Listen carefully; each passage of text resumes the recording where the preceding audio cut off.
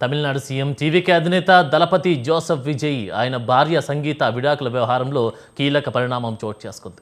విజయ్ నుంచి విడాకులు కోరుతూ గతంలో దాఖలు చేసిన పిటిషన్ను ఆయన భార్య సంగీత వెనక్కి తీసుకున్నారు.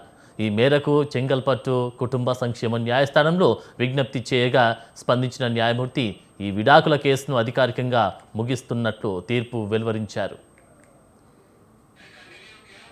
విజయ్ సంగీతను 1999 ఆగస్టు 25న వివాహం చేసుకున్నారు.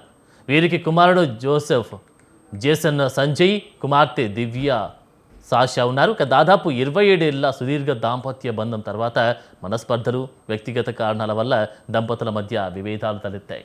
దీంతో సంగీత ప్రత్యేక వివాహ చట్టం కింద విడాకులు కోరుతూ చెంగల్పట్టు ఫ్యామిలీ కోర్టులో పిటిషన్ దాఖలు చేశారు.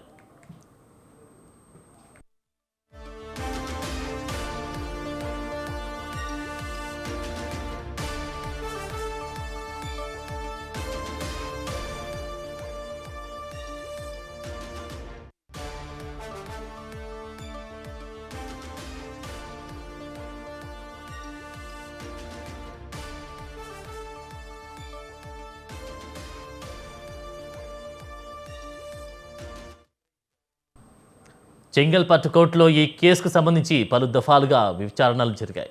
ఈ క్రమంలోనే దంపతులిద్దరి మధ్య సామరస్య వాతావరణం నెలకొనడంతో కేసు కొనసాగించడం ఇష్టం లేక సంగీత తన పిటిషన్ను ఉపసంహరించుకున్నారు.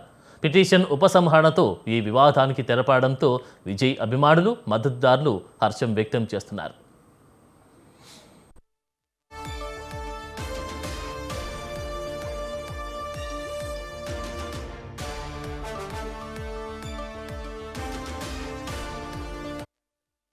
తమిళనాడు సీఎం టీవీకే అధినేత దళపతి జోసెఫ్ విజయ్ ఆయన భార్య సంగీత విడాకుల వ్యవహారంలో కీలక పరిణామం చోటు చేసుకుంది.